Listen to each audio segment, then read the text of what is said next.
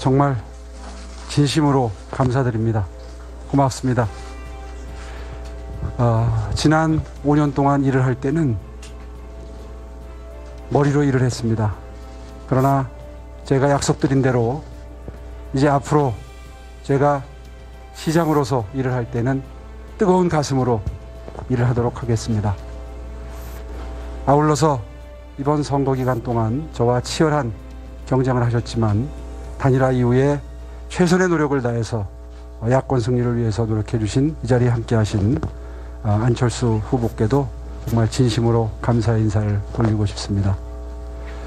존경하고 사랑하는 서울시민 여러분, 감사합니다. 위대한 부산 시민 여러분, 압도적 지지를 보내주셔서 감사합니다. 시민 여러분의 뜨거운 지지가 저 박형준이 잘나서 또는 저희 국민의힘이 잘해서라고 생각하지 않습니다. 저희가 오만하고 독선에 빠지면 언제든 그 무서운 심판의 미십은 저희들을 향할 수 있다는 점을 명심하겠습니다. 고맙습니다.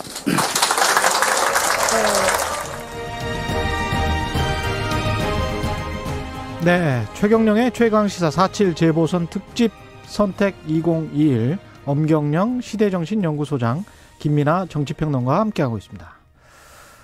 그 세대 이야기 하다가 제가 오늘 아침에 급하게 한번 쭉 찾아봤습니다.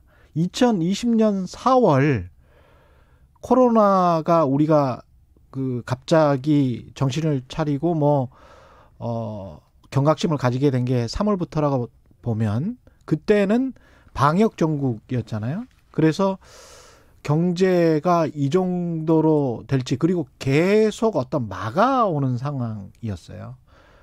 미국 같은 경우는 실업자가 발생을 하면 그냥 해고를 시키는 게 굉장히 좀 자유롭죠. 그래서 15%까지 그 실업률이 치솟았다가 6%까지 지금 떨어져 있고, 연말쯤에는 이제 4%, 5%로 가게 될 것 같은데, 한국 같은 경우나 일본 같은 경우나 유럽의 상당수 나라들은 대개는 실업률을 이런 경제위기 상황에는 철저하게 막는 그런 나라들입니다. 전통적으로.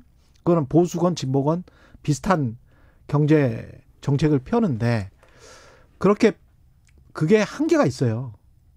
그게 1년이 지난 거예요, 지금. 1년이 지났는데 취업자 증감을 보면 2021년 올해 1월 들어서 98만 명 정도가 감소를 했거든요. 거의 100만 명 가까이 감소를 했고, 2월에도 47만 명이 감소를 했습니다. 그러니까 감소폭은 줄어들었을지 모르나 매년 취업자가 증가했던 2019년까지는 그랬죠. 그랬던 상황이 2020년부터 역전이 되면서 그런 계속 막으려고 했던 상황이 도저히 못 막는, 특히 이제 자영업 같은 경우도 600만 정도가 되지 않습니까? 그럼 취업자 수의 한 25% 정도가 되는데 무급 그 가족 종사자까지 합하면 한 680만 명 정도가 된다고 합니다. 그렇기 때문에 그 사람들이 또 다 유권자예요. 근데 그 폐업률이랄지 공실률이랄지 그다음에 근근히 이어가고 있으면서 보조금을 조금이라도 받을 수는 있겠습니다만은 이게 지금 1년이 누적된 상황이란 말이죠. 게다가 청년 실업률은 지금 10%가 넘었죠. 공식 통계만 해도. 이 전반적인 상황이 굉장히 크게 영향을 미쳤다. 구조적으로 보자면. 아까 이제 주택 문제, 부동산 문제 제가 말씀드렸습니다만은 그것뿐만이 아니고 경제적으로 보자면 지금 수치가 너무 안 좋은 거죠. 그리고 버틸 만큼 버틴 거예요. 이분들 입장에서는. 자영업이나 비정규직, 청년 세대 입장에서는 정말 힘든 게 맞아요. 근데 그걸 못 보고 자꾸 위에서 어떤 추상적인 논쟁을 지금 하고 있는 거였지. 정치권에서는. 특히 민주당 집권 여당은 계속 개혁 논쟁을 하고 있었던 거죠. 그러니까 자영업이나 청년 세대 입장에서는 특히 실업, 그다음에 거의 무급휴직인 사람들, 수치에 잡히지 않은 사람들 같은 경우는 굉장히 답답한 거죠. 이게. 근데 거기에 관한 어떤 분석이랄지 이런 것들이 너무 정치적으로만 흐르니까 여권 내에서도 없었을 것 같고 야권에서도 그런 생각은 잘 안 하고 있을 것 같고 어떻게 보십니까, 소장님? 네. 서울 기준으로 유권자 비중을 살펴보면 예. 2050이 한 72% 정도 되거든요. 예. 60대 이상이 한 27%? 이렇게 되는데 27% 좀 넘습니다. 그런데 이제 그동안 이 선거에서 2050이 범진보 진영으로 함께 움직였단 말이죠. 그러면서 문재인 정부는 2050의 어떤 연합정부, 연합정당 이런 성격을 갖고 있는데 예. 이를테면 이 끼리끼리 해먹는다. 뭐 아까 말씀하신 김상조 예. 그리고 박주민 예. 그러니까 이런 것들이 널리 퍼지면서 이 20대의 그런 상실감을 부추겼다. 이렇게 볼 수 있는데 20대는 사실 제가 보기에 약간 유리그릇 같은 세대입니다. 유리그릇 같다. 네. 예. 그래서 20대는 이 탈진영 성향이 강하지 않습니까? 예. 40대에 비해서는 40대가 개혁 성향이 강한 데 비해서 20대는 그런 이념이 소거돼 있는 세대다. 그리고 20대는 과거 보수 정당을 경험하지 못했습니다. 예. 그러니까 20대가 경험한 것은 오로지 문재인 정부와 민주당이다. 그래서 과거 보수 정당에 대한 굴레나 평가 없이 예. 바로 분노를 민주당에 쏟아낼 수 있는 세대가 된 거죠. 그래서 이번에 저도 사실 여론조사에서 20대가 오세훈 후보가 한 70%? 예. 그다음에 박영선 후보가 20% 이렇게 나왔지 않습니까?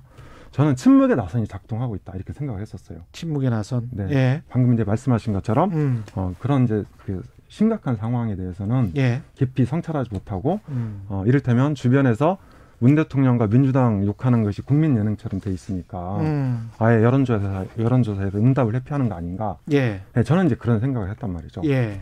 그런데 실제로 이 출구조사를 보면은 여론조사랑 똑같이 나온 거잖아요, 20대가. 예. 그런 면에서 20대 민심 위반이 상당히 구조적이고 근본적으로 진행되고 있다. 예. 이렇게 이제 볼 수 있을 것 같아요. 마지막으로 김민하 평론가 이야기 듣고 앞으로 대선 전국 전망 이제 시작하겠습니다. 예.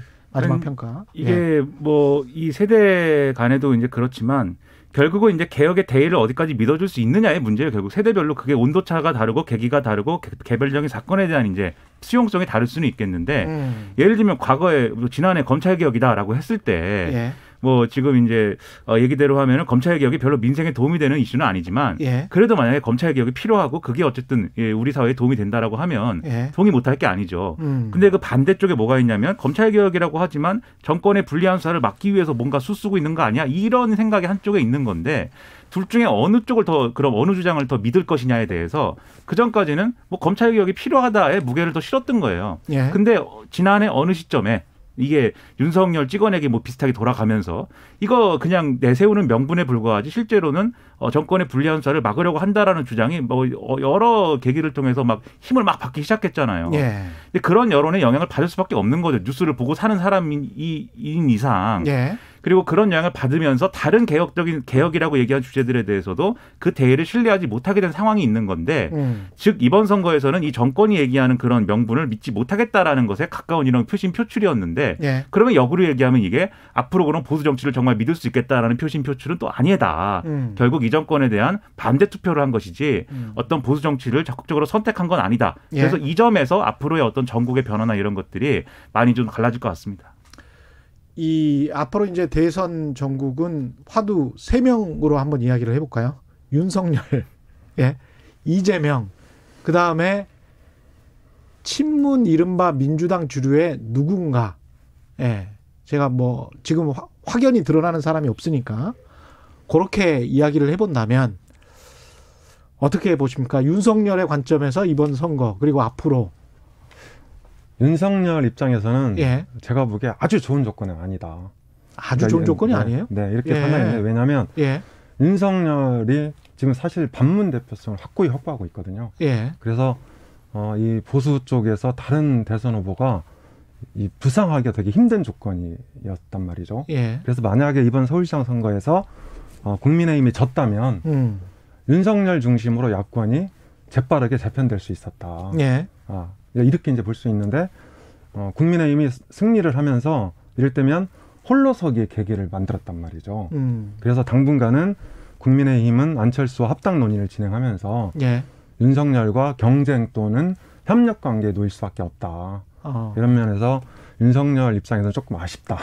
저는 이제 그렇게 생각합니다. 아, 그래요? 그러면 10%포인트 이내로 이기는 게 윤석열 입장에서는 낫다 이렇게 보시는 건가요? 그렇죠. 그러니까 격차가 좀 더 줄었거나 좀 더 줄었거나 아니면 서울시장을 민주당이 내줬다면 예. 윤석열 원포인트로 가버리는 거죠. 원톱으로. 아, 무조건 윤석열밖에 해답이 없다. 그렇죠. 예. 근데 지금은 이제 약간의 여지들이 생겼다. 뭐 안철수라든지 오세훈이라든지 뭐 홍준표라든지 유승민이라든지 그렇죠. 예, 야권 입장에서는 네. 예, 어떻게 보십니까? 윤석열의 관점에서. 예, 윤석열 전 총장의 관점에서 예. 이게 이제 그 지금 엄경 소장님 말씀하신 대로 국민의힘이 제대로 이제 선거가 안 됐으면은 윤석열 정국이 이제 왔겠죠. 이게 무슨 얘기냐면 지금 국민의힘의 윤석열 전 총장이 지금은 어쨌든 안 들어가고 있지 않습니까? 물론 이제 이 총장을 그만둔 지가 얼마 안 됐기 때문에 정치에 이제 뭐 정치를 하겠다라는 얘기도 한 적도 없지만 결론적으로 얘기해서 국민의힘과의 관계를 이렇게 좀 만드는 것은 좀 꺼림칙하거든요. 왜냐하면 전직 대통령들은 뭐 잡아 넣었다 뭐 이런 것도 있지만 윤석열 전 총장 본인이 그리는 어떤 그림에도 지금까지의 과거에 이제 국민의힘과 같은 그런 그림으로는 사실은 성공하기 어렵다라고 아마 생각을 할 거예요. 그래서 국민의힘이 뭔가 뭐 변화를 적극적으로 하고 뭔가 드라마틱한 변화를 만들어내면은 거기에 이제 마지못해서 이제 좀 영입이 되든지 흡수가 되든지 뭐 이런 그림으로 갈 것인데 이번에 만약에 그게 아니라 국민의힘이 선거에서 실패했다라고 하면 역시 국민의힘의 상태로는 안 된다.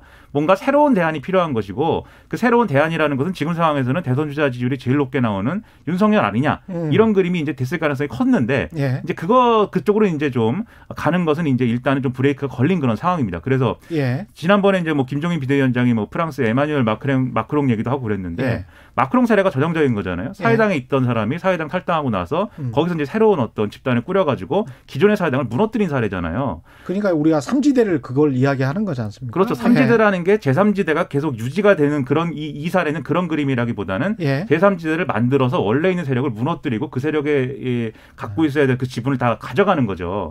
그 그림으로 가는 게 윤석열은 베스트인데 지금은 이제 그렇지 않은 상황이 됐다는 데서 일단은 브레이크고 그러나 이 선거 이후에 국민의힘이 더 중요하거든요. 지금 상황에서는. 지금 말씀드린 대로 국민의힘이 정말 앞으로도 계속 변화합니다.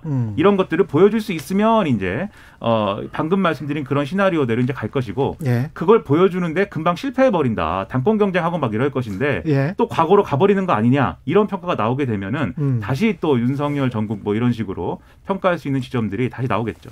근데 국민의힘 내부에서는 뭔가 지금 국민들이 바라는 거는 혁신을 계속 여든 야든 원하는 것인데 국민의힘 내부만으로는 혁신의 모습을 계속 보여줄 수 있는 이벤트를 만들 수 있을까 그런 생각도 들긴 합니다.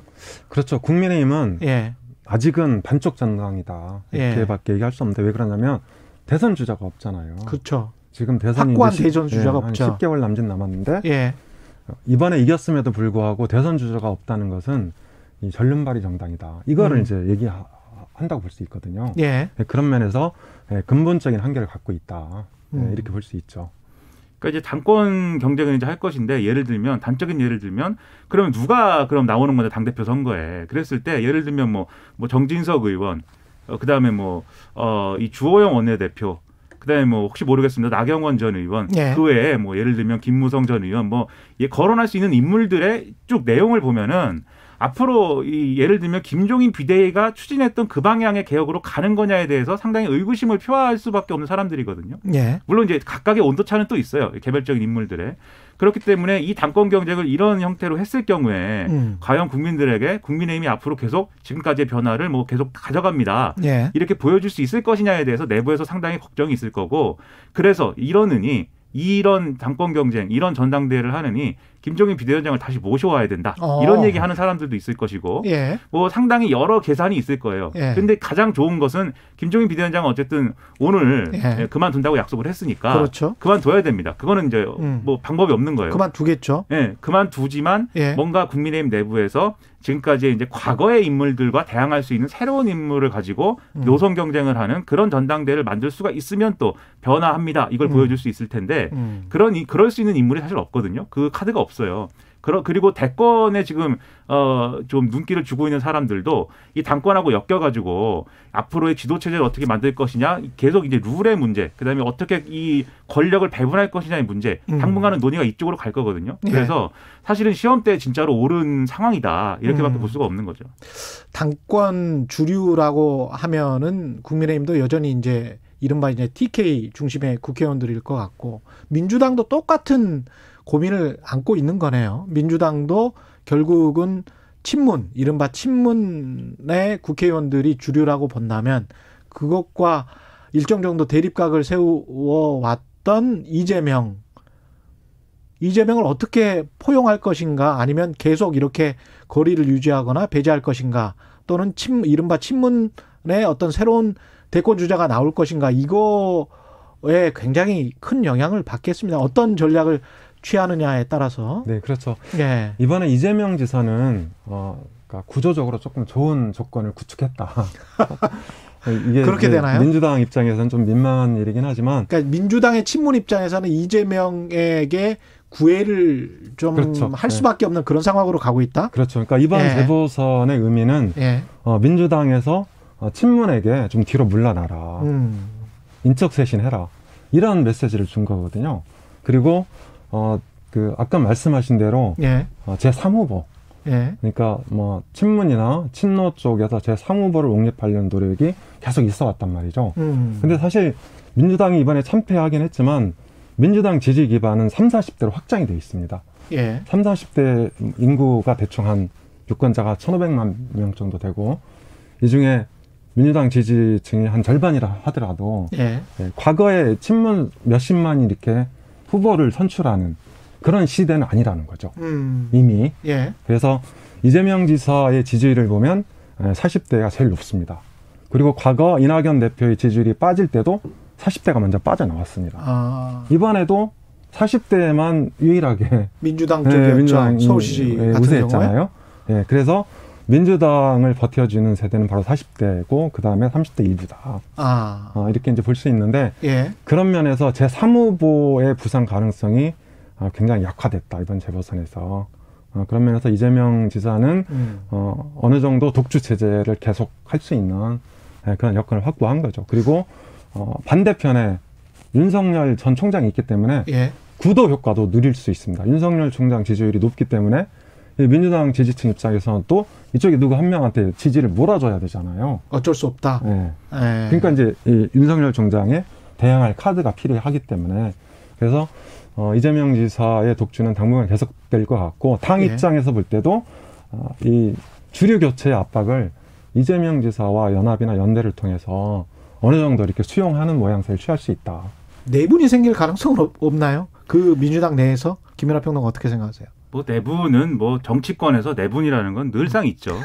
뭐 내분이 정치죠, 그건. 그러니까 내분이 뭐 내분이라고 표현할 것인지는 뭐 모르겠으나 뭔가 이제 뭐 이제 좀 뭐랄까요, 꿈틀꿈틀하는 그런 것들이 있을 것인데, 뭐 대안이 없다는 게 냉정한 평가 아니겠습니까? 이재명 도지사가 이번 선거에 가장 이제 유탄을 적게 맞은 사람이고, 그렇죠. 또 경기도지사고 이래서 적극적으로 지금 뭐 행보를 할 수도 없는 조건이고 뭐 했기 때문에 가장 이제 뭐 그래도 보신을 할 수 있는 그런 조건인 건 사실입니다. 그리고 단기적으로는 이 선거에 여당 인사들 중에서는 가장 큰 수혜자가 될 거예요.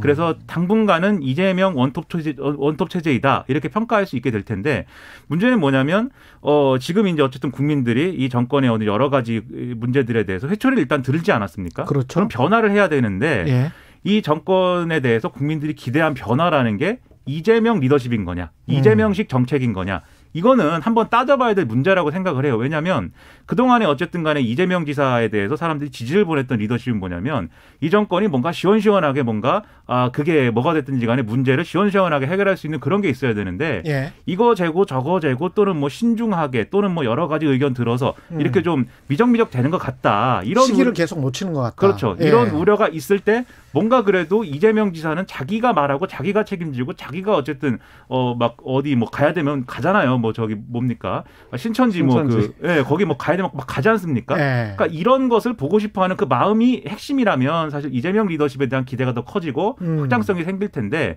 지금 여당의 쇄신을 요구하는 그 목소리가 그런 것일 거냐? 그건 이제 지켜볼 필요가 있겠고요. 그리고 이재명 지사도 당분간 이제 여당 내의 그 경쟁 체제에서는 원톱이지만 본선을 포괄해 갖고 봤을 때 사실 지금까지 이재명 지사의 지지율이라는 것은 이낙연 대표하고의 어떤 이낙연 대표와 서로 페이스메이커를 해가면서 쌓아올린 그런 측면도 있는 거거든요. 이게 마라톤 페이스메이커. 그렇죠. 당분간은 근데 그걸 기대하기가 좀 어렵습니다. 그렇기 때문에 자력으로 어쨌든 이 지금 우리가 쉽게 표현하는 중도층까지의 확장성 이런 것들을 스스로 증명해야 될 필요성이 있어요. 그게 가능할 것이냐. 그런 것들을 일단 봐야 되겠죠. 그 다음에 그럼 만약에 대안이 이재명 지사도 대안이 아니다라고 할 때 그러면 뭘 어떻게 할 것이냐. 뭐 그런 것들을 그때 고민해야 되겠죠. 그 중도층이 아까 뭐 일부에서부터 계속 그 중도층에 대한 이야기, 그다음에 선거 전에도 중도층에 대한 이야기가 나오는데 중도층이 갖고 있는 가장 구체적으로 경제 정책이랄지 부동산 정책은 뭐여야 된다. 어떤 마음을 가지고 있을까요? 글쎄요, 우리가 중도를 세대로 조금 세분화해서 파악을 해보면 그 답이 나올 수도 있을 것 같아요. 그러니까 중도가 가장 많은 세대가 50대하고 20, 30대거든요. 그러니까 20, 30대는 탈진영, 탈이념. 그러니까 이념적으로 무정형이기 때문에 중도가 가장 많이 분포해 있다. 이렇게 볼 수 있을 것 같고요. 50대 후반은 다소 보수적, 50대 전반은 다소 진보적이죠. 이러면서 50대 전체로 보면 이 스윙 보터, 그리고 중도로 또 이렇게 그 표현할 수도 있는데, 여기에서는 바로 부동산 문제로 예를 들면 공급 문제를 해결해 줘야 된다. 그러니까 이런 얘기를 이제 드릴 수 있는데, 아까 이재명 지사 말씀하셨길래 한 말씀만 조금 더 드리면, 이재명 지사하고 20, 30대하고 약간 불화 지점이 있습니다. 불화 지점이 있다? 그러니까 그게 뭐냐면, 지금 표심이 이제 민주당을 거부한 거잖아요. 그게 일시적인지, 뭐 장기적인지는 잘 모르겠지만, 예를 들어서 20, 30대는 이재명 지사에 대해서 좀 무섭다고 느끼거나 좀 불편해합니다. 무섭다고 느끼니까? 무섭다고 얘기하기도 하고, 이 강성 이미지 이런 걸 좀 불편해하고, 또 약간 그 일방주의 이런 이미지가 있잖아요. 아까 신천지를 경찰보다 먼저 가서 덮치고 이런 거, 이런 것들을 20, 30대가 조금 불편해합니다. 그래서 아까 말씀하신 그 본선에 갔을 때 이재명 지사가 민주당 후보가 돼서 본선에 진출했을 때 그런 게 문제가 될 수 있습니다. 정치는 역시 이미지가 중요하군요.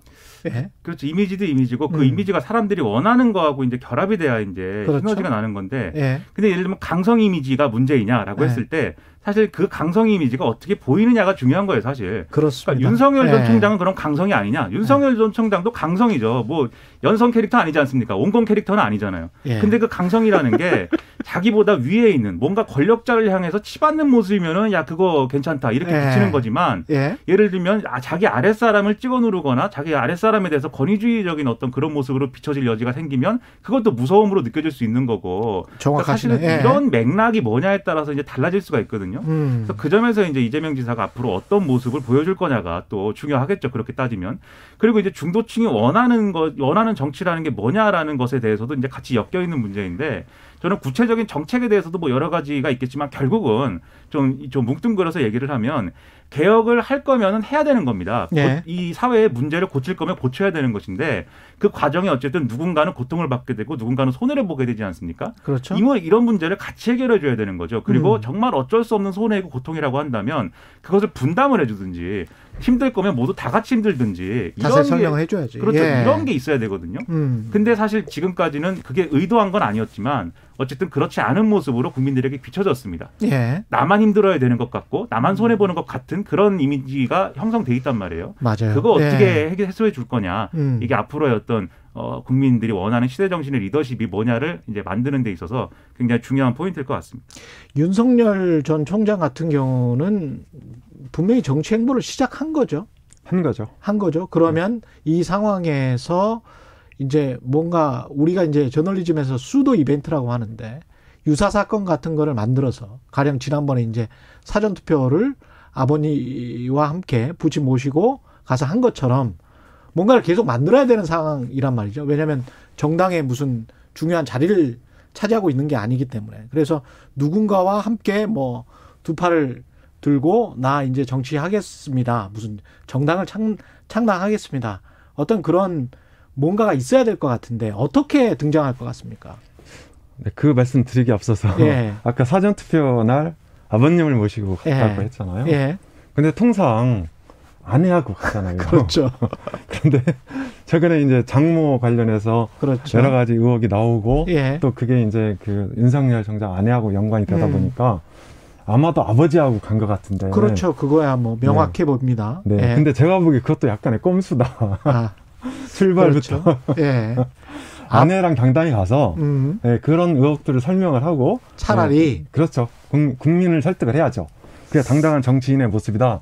이제 이렇게 말씀드릴 수 있을 것 같고 윤석열 총장의 등장은 제가 보기에 김정인과 연대가 이루어지느냐 안 이루어지느냐가 핵심 포인트다. 그럴 것 같습니다. 네, 그렇죠? 네. 예. 그리고 만약에 윤석열 총장 같은 경우에 일종의 그 정치력, 정무 감각이 약간 부족할 수 있잖아요. 그렇죠. 네, 예. 계속 공사만 관료 출신을 한 사람이니까. 예. 그런데 만약에 김종인 위원장이 결합을 해주면 그런 정치적인 문제가 다 해결이 된다. 그리고 이 같은 야권에 좀 튀는 그 후보들이 있잖아요. 예. 예를 들어서 홍준표 무소속 의원이라든지 예. 안철수 국민의당 대표라든지 예. 만약에 김종인 위원장이 결합을 해주면 이런 튀는 정치인들을 잘 이렇게 어떻게 잘 컨트롤할 수 있다. 그런 면에서 지금 야권의 그 독립 변수는 바로 윤석열 총장이고 예. 이 바람이 커지느냐 안 커지느냐 그리고 재빠르게 안정을 찾을 수 있냐 없냐는 예. 김종인과 결합할 수 있냐 없냐. 전 그게 포인트라고 생각합니다. 마지막으로 한 20초 남았습니다. 예. 윤석열 전 총장은 정치를 하지 마셨으면 좋겠고요. 대한민국의 불행입니다. 검찰총장이. 그럼 검찰은 뭐가 됩니까? 예. 그리고 제발 할 거면 예. 노인들은 그만 만나십시오. 네, 100세 철학자 교수님과 예. 김종인 비대위원장과 아버님 말고 예. 할 거면 젊은 세대 얘기를 듣고 젊은이들하고 같이 하시고 되도록이면 하지 마셨으면 좋겠습니다.